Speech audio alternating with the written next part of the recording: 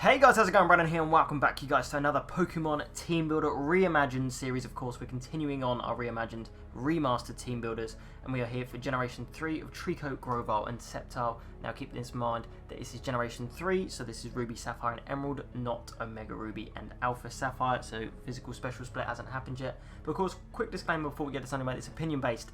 If there's something that is in this team that you don't like, change it. If there's a Mon that you think should be in this team, obviously remember to check the other team builders for this out. Obviously this Sceptile one's going to be the first one released because you guys voted for this one to be out first. So make sure to look out for the other two to see if there's any more Mons in there. Keep in mind also that we don't use version exclusives, so things like Zangoose, Ludicolo, Shiftry, things like that. Version exclusives don't make the teams because it needs to be applicable for all three teams. I also don't use trade evolutions because if you're playing on like an old Game Boy just for fun, at times you might not have the opportunity to do a trade evolution, so things like Machamp and Alakazam aren't accessible either. So just keep those things in mind, but of course if you want to use them and you have applicability to trade evolutions, or if you want to use version exclusives because you're playing a specific game, then by all means go ahead and do so. It is your team. I'm just giving you a base of what you could use. But with that said, you guys, let's get into this. On to the starter then, of course, you guys, we have Sceptile, the main gecko boy for this team builder. My first ever starter as well I ever played through a Pokemon game with. For this time around, we've gone with a mixed Sceptile. You'll see through all of these team builders, the natures are very all over the place. It's very... I've gone with quite a few mixed attackers, with the physical special split not being a thing and it being based on types. This generation always is one of those where it's sort of like mixed attackers are very common, because it's just the way that it works. Obviously, if you look at that normally, with the physical special split now, we'd have a special Giga Drain and the rest would be physical. Of course, Grass being special in this generation, Leaf Blade, its main Grass attacking move is going to be special. Dragon is physical, Flying is physical, Giga Drain special. So I've gone with Mild Nature, which actually lowers its defense, ups its special attack. I was like, we might as well up its special attack and up those stab Grass type moves anyway. You could go with I think it's either Brave or Lonely that ups attack and minuses defense. You'll have to butcher me in the comments for that. But yeah, I just thought boosting up its grass type moves is going to do really well. It's really quick, so no need to up that speed. Base 120 speed, base 70 HP, 85 special defense means it's decent defensively. So I've lowered that physical defense because it's his worst stat, and I was like, if it's not going to take a physical attack anyway, we might as well just lower it. Leaf Blade, Dragon Claw, good coverage, why not? People forget that he gets Dragon Claw. Aerial Ace, other grass types can take them out. Considering in this generation as well, the other grass types are mostly poison, things like Gloom, Vileplume and stuff like that, so they're going to be super effective against you, so you need to be able to hit them back. Giga Drain just for health recovery.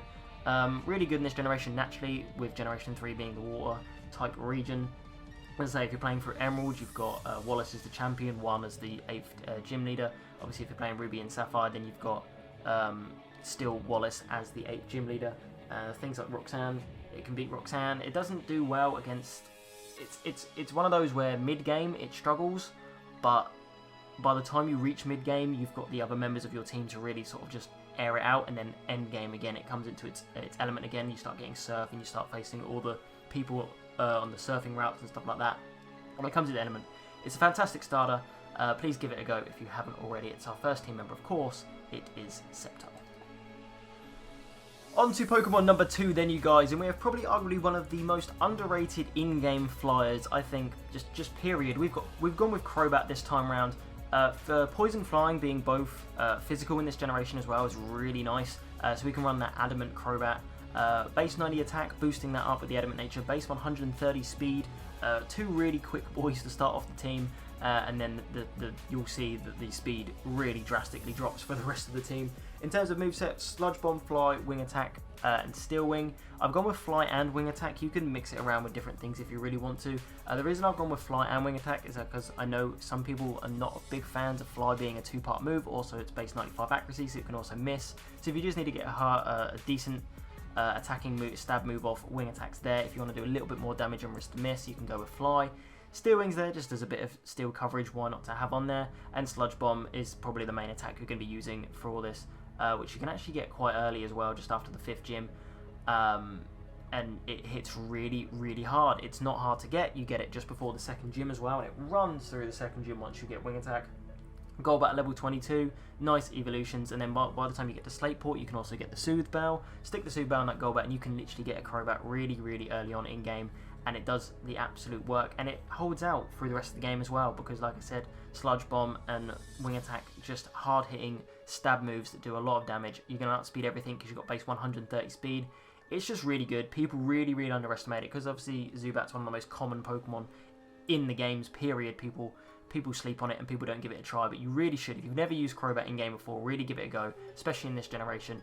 Well, and actually in any other generation, it gets access to like U-Turn and X-Scissor later in generations as well, so it's even better. It's a fantastic Pokemon. Please give it a go. It's our second team member. It's Crobat. On to Pokemon number 3 then, you guys, and time to bring in the bulk that is Hariyama. Another slept-on Pokemon to come out of this generation in-game, in my opinion. Setup is broken in-game. I'm just going to say that. If you guys have seen me play through any games, it's sort of like things like Dragon Dance, Bulk Up, Calm Mind, sort of any sort of setup just does absolute work. Hariyama goes in these games. Bulk Up, Return, Earthquake, Brick Break. I don't know why I did that backwards. But yeah, this thing just goes in. Adamant Nature, base 120 physical attack. I know it's red on the rest of its stats. Special attack, we don't care. Speed, we don't care, really. I know its defenses are low, but base 140 HP, this thing tanks hits for days, and it's hilarious. Bulk Up as well, which means it's going to be a physical wall, which is why we don't mind the minus physical defense on Sceptile, because a few Bulk Ups on this thing, and you just sweep. You can take hits, you can potion up, Brick Break and Earthquake in return. It just means you can hit everything. There's nothing there that you can't hit. You've got a Ghost type, you click Earthquake. Return just hits everything other than Ghost types. And Steel types, you click Brick Break. Like, it just does work. Like, there's nothing really that stops this thing just laughing at things. You get Bulk Up from a TM from the second gym as well, so you get set up really early, which makes Watson a really easy battle, actually. And I was worried looking at this team thinking, oh, what am I going to do against Watson? And then I'm like, oh wait, I have a Hariyama that just laughs at everything, because you set up a few Bulk Ups on the Electric and the Voltorb, and you just proceed to click Vital Throw and destroy everything. It's a fantastic Pokemon. Please, please give Hariyama a go if you haven't tried to use it already. I love its design as well. I thought it was a really funny looking Pokemon. It's really good. Give it a go. It's our third team member. It's Hariyama. Pokemon number 4 then, you guys, and arguably one of the most requested Mons in any of the Gen 3 original team builders we did. People ask me why I never used Camerupt. And my answer was always because I didn't like the fact that it was 4 times weak to water in a massively water region. But this thing still does do absolute work if you allow it to. Its moveset that it gets is probably the best of all the fire types in the game in terms of its coverage. Ninetales really struggles with coverage. Torkoal, I know I praise Torkoal to hell, but Torkoal struggles with coverage. Camerupt does not. Flamethrower, Earthquake, Rock Slide, Overheat. I've gone with the Quiet Nature. Lower that speed. It's already base 40. Doesn't matter if you lower it anymore. It's not really going to outspeed many things anyway, even if you do give it something like a Timid or a Jolly Nature. So yeah, I've gone with the up special attack just to up fire type moves. You could run, I think it's Bold, that lowers speed and ups attack. What is that? Lowers. I can't remember my natures off the top of my head. Or you could lower speed, up attack if you really wanted to boost up Earthquake and Rock Slide. It's up to you. But I just thought, you know, Flamethrower, Overheat, up those really hard attacking moves. Base 105 special attack, Overheat hurts a lot. Base 100 stab, Earthquake hurts a lot. This thing is slept on. Yes, it's slow. Yes, it's got its weaknesses. But if it's allowed to do the damage, it does the damage. And at the point of the game, you get it as well.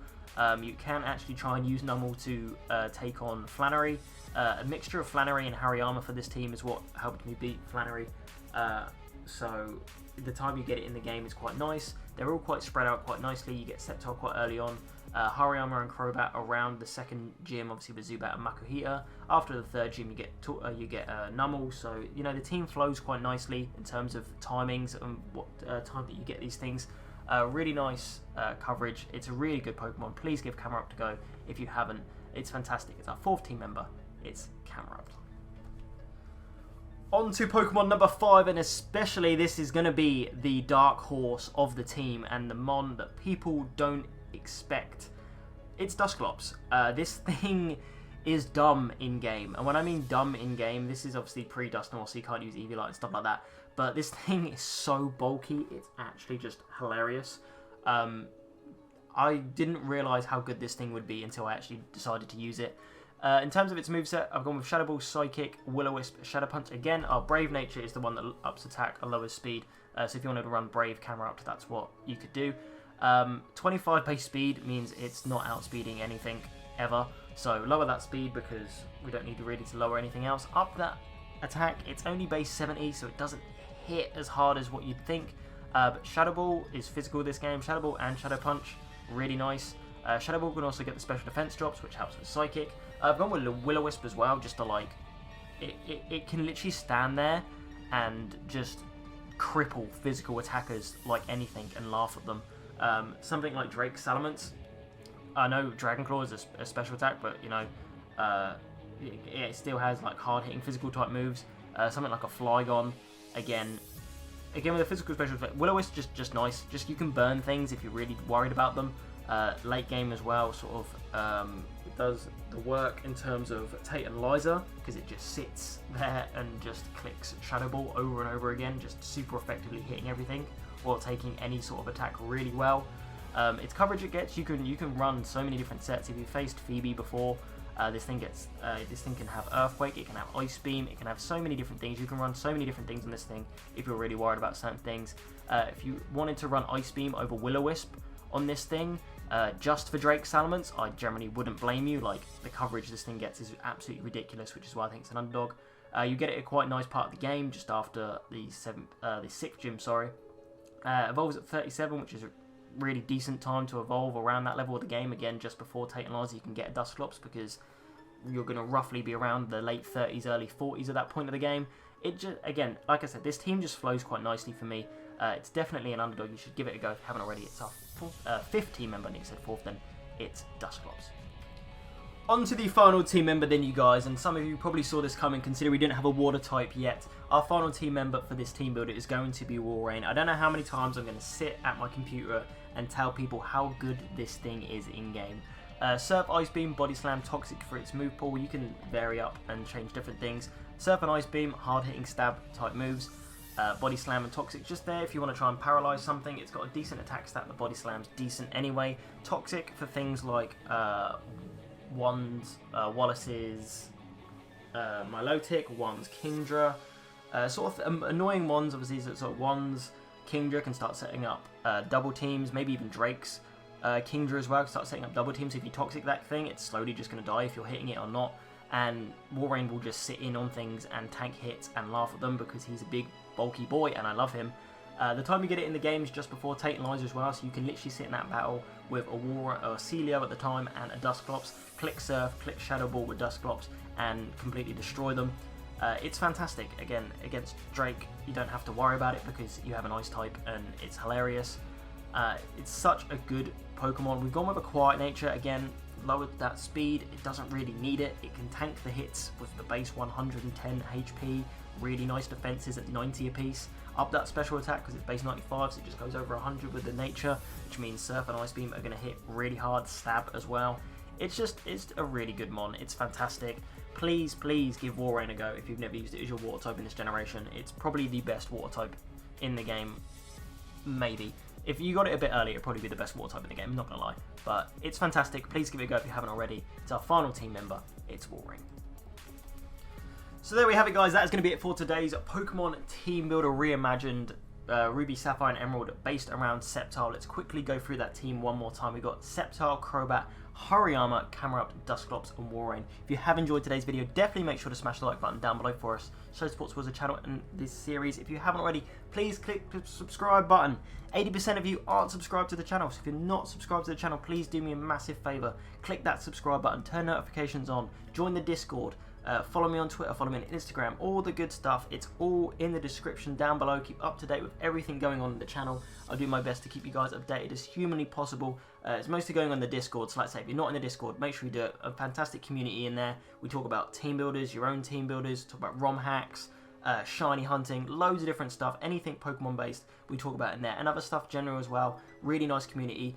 really safe place to be. So if you're not in the Discord, definitely make sure you're in there. And chance to interact with me a little bit more as well. I like to hear from you guys as much as possible. Make sure to comment your teams as well down in the comment section below. Comments are always good for the YouTube algorithm, so let me know your thoughts and feelings towards us as well. But that being said, you guys, I'm going to get out of here, and I'll see you guys next time. Peace!